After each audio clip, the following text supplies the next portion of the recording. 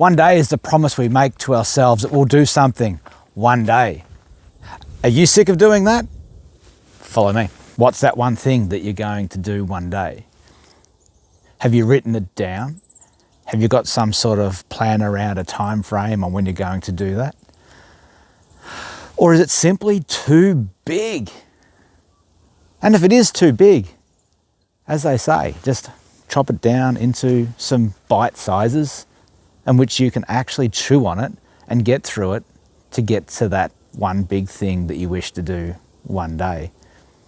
Maybe what's holding you back is that you're worried about what other people might think of you for doing this thing. They might think it's kooky, they might think it's a bit crazy, that one thing that you want to do one day. But all in all, they're just worried about themselves. They should be worried about their thing that they're going to do with their lives. It's not a matter to you. You're not hurting anyone else. So don't get concerned, wrapped up in your own mind about what other people think of that thing that you're wanting to do. It's just a distraction, it's not more. Because people come and go out of your life and you don't need to worry about that. In fact, the people who are impressed will stick around.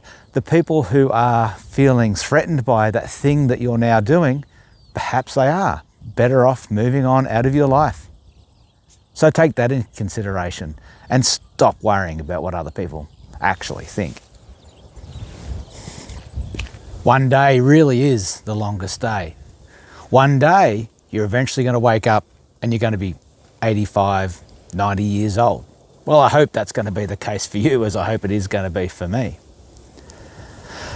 But there's so many one days in your life. There's 1 year in your life, 1 month, 1 week, whatever time frame you want to put on it. But that time is going to go regardless anyway.